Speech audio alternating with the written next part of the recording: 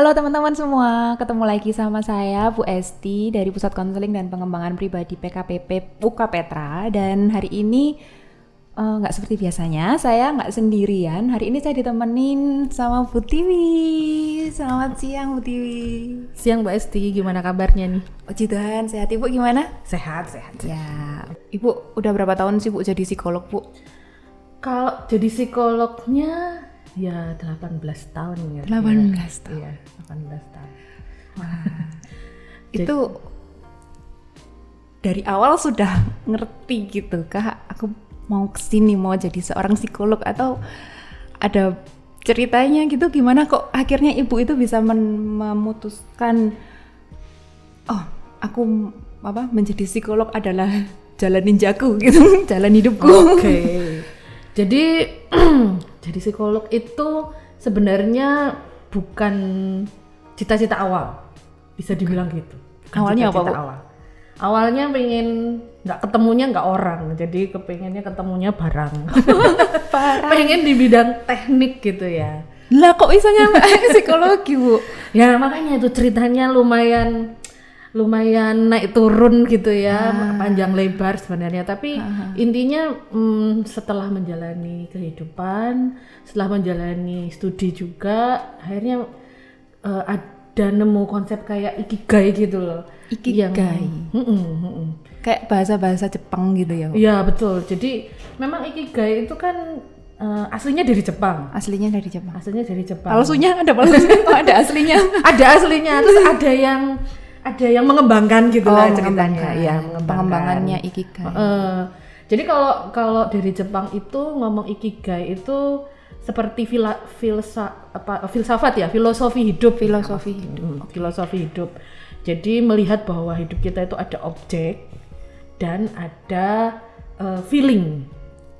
Ada objek dan ada feeling. Nah, objeknya itu apa? Objeknya itu adalah masa lalu, masa sekarang, dan masa depan.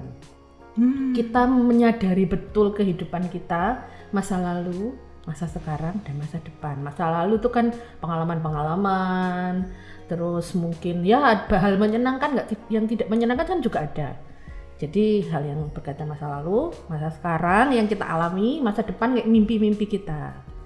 Nah, tapi dikaitkan akhirnya dengan feeling ikigai. Feeling ikigai itu apa aja? Feeling ikigai itu lebih ke kayak self awareness-nya, eksistensi dirinya, kemudian motivasi hidupnya gitu ya. Jadi bagaimana kita memaknai hidup kita yang di masa lalu, masa kini, dan mimpi kita di masa depan itu dengan suatu feeling, suatu pemahaman yang menyangkut dengan kehidupan kita, motivasi kita mau apa, arah tujuan kita mau apa, semangat kita menjalani itu seperti apa. Nah, itu filosofi awal yang dibangun sama ikigai. Ketika kita bisa memaknai semuanya itu menjadi seperti self kita itu gitu ya.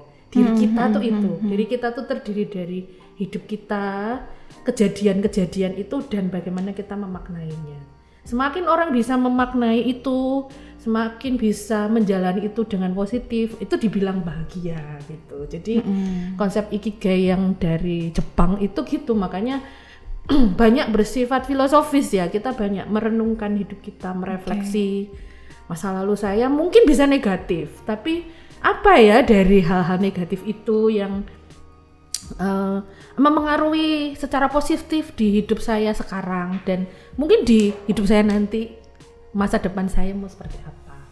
Itu sih Bu awalnya. Cuman ada orang kan tertarik ya dengan filosofi itu. Cuman orang ada yang ingin melihat itu sebagai lebih ke hal-hal yang praktis sehari-hari, apalagi di dunia karir. Nah, untuk ikigai dunia karir ini dia akan lebih mengkotak-kotakkan gitu, tapi mungkin lebih jelas dengan hal-hal yang sifatnya karir. Jadi dia melihat pertama what I love, apa yang saya sukai. Yang pertama, yang kedua what I'm good at. Jadi saya bagus di mana nih, saya bisa, saya ahlinya, keahlian saya di mana, bakatnya saya di mana gitu. Jadi saya punya hal yang bisa saya andalkan secara kemampuan gimana. Kemudian yang ketiga, Bakat, sorry Bu, tak potong ya. Bakat sama keahlian itu ini dipisahkan atau enggak? Maksudnya kalau bakat, kalau apa mungkin nanti mau dibahas lebih lanjut, bakat tapi kalau nggak tersalurkan gitu kan juga nggak jadi good at bidang itu gitu.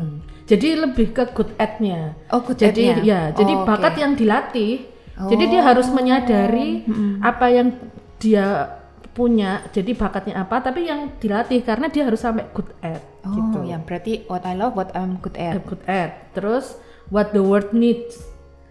Jadi dunia butuh apa?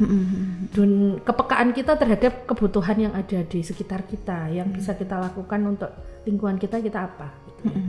Nah, yang keempat, what I'm paid for. Jadi bagaimanapun dalam kehidupan kita kan kita butuh penghidupan yang layak gitu bagi manusia.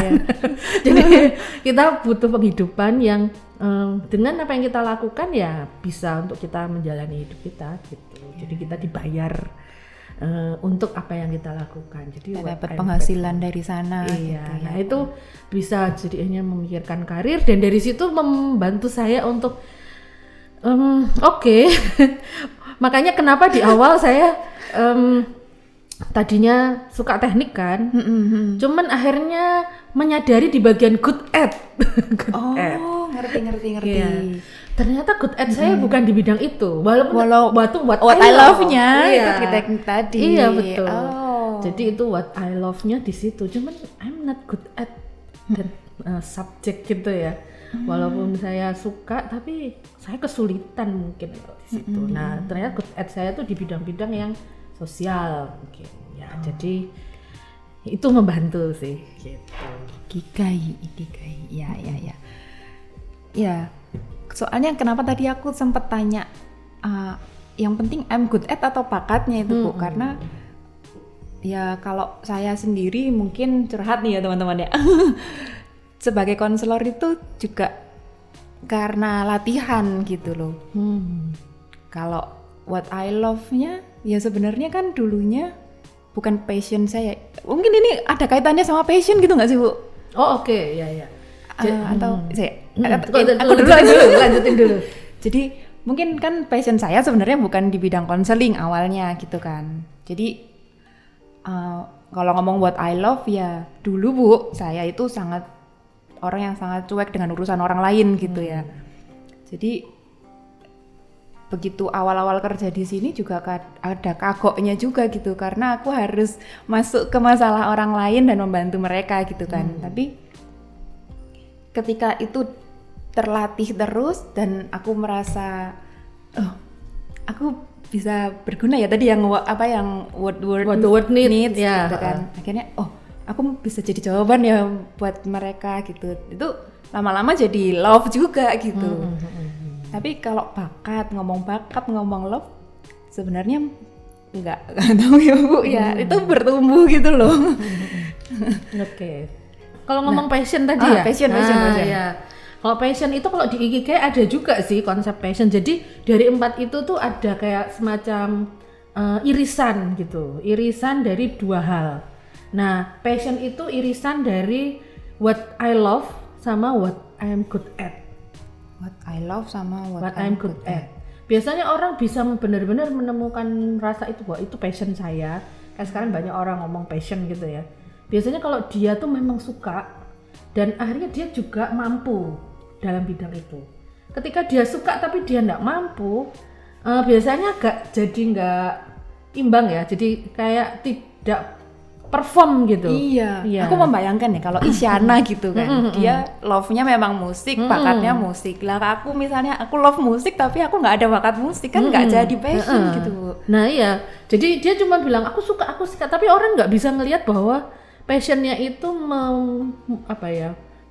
memunculkan sesuatu yang mungkin itu prestasi lah buat dia. Nah makanya passion itu memang kalau di Ikigai itu gabungan antara what I love sama what I'm good at gitu. Jadi ketika orang punya bakat jangan disimpan aja, harus digali itu sedalam mungkin supaya jadi good at gitu dalam bidang itu.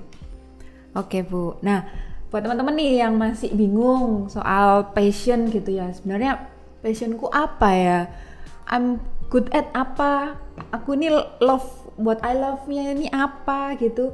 Jangan khawatir, masih ada waktu untuk menggali lebih dalam dan mengeksplor lebih luas lagi gitu ya Bu. Oke, nah tadi kan perpotongan antara what I love dan what I good at. Nah kalau perpotongan yang lain apa Bu? Oke, jadi ada kan 4 ya, berarti masih ada yang good sama paid. I'm good at sama what I'm paid for. What I'm good at dan what I'm paid for. Nah, itu biasanya disebut profession kalau di Ikigai ini. Ya, jadi kalau kita bagus di situ dan kita dibayar di situ. Ya, itu jadi profesi kita. Profesi. Misalnya arsitek. Ya, jadi seorang arsitek kan dia good at ya merencanakan, menggambar suatu bangunan dan dia paid di situ, itu jadi satu profession. Kemudian ada yang paid dan the word need. Kita dibayar untuk sesuatu yang dibutuhkan gitu oleh dunia. Mungkin paid for-nya nggak terlalu nonjol, tapi itu the word need. Itu biasanya di pekerjaan-pekerjaan yang kayak administratif gitu. Jadi banyak orang bisa mempelajari itu dengan cepat. Karena bagaimanapun kita butuh kan administrasi. Kalau nggak ada orang administratif, nggak mungkin lah proyek sebagus apapun gitu ya, nggak ada yang menata administratif, pasti kacau kan. Betul. Nah itu the word need dan juga paid for itu biasanya disebut vocation ya.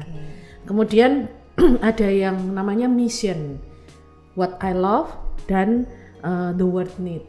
Nah, biasanya orang ini kayak relawan-relawan gitu. Nah, jadi kalau saya misalnya ada bencana alam, saya memang senang gitu ya untuk jadi relawan. Jadi relawan dan memang butuh kan orang-orang seperti itu. Dia mungkin nggak dibayar gitu kan. Nah, itu jadi satu mission. Dia memang hidupnya kayak misionaris itu kan. Jadi dia memikirkan aku dibayar berapa. Yang penting ini sesuatu yang aku suka dan ini sesuatu yang dibutuhkan. Itu perpotongan-perpotongan yang lain. Cuman kalau ikigai itu kan diharapkan perpotongan dari keempatnya gitu. 4 Bu. Empat-empatnya itu kan itu satu ikigai kita. Iya. Jadi kalau misalnya cuman vocation aja, aku dibayar dan untuk melakukan tugas ini aku bagus di sini dan aku dibayar di situ, tapi sebenarnya itu bukanlah passionku tadi, sebenarnya bukanlah what I love, itu kita belum mencapai ikigai gitu ya. Iya kan, kalau misal mau ideal ya ikigainya empat-empatnya. Nah, walaupun hidup kita mungkin nggak semua ya mencapai itu, tapi setidaknya ketika kita pakai konsep ikigai di karir kita, itu 4 hal ini yang kita perjuangkan ya untuk menuju ke sana. Gitu. Aku sudah mulai panas nih Bu. Nah, tapi buat teman-teman, mohon maaf, kita akan cut dulu. Nanti buat teman-teman yang masih kepo tentang ikigai, kita bisa klik di part kedua, nanti linknya akan kita kasih di atas, oke? Oke, thank you Bu Tiwi, kita lanjut lagi nanti.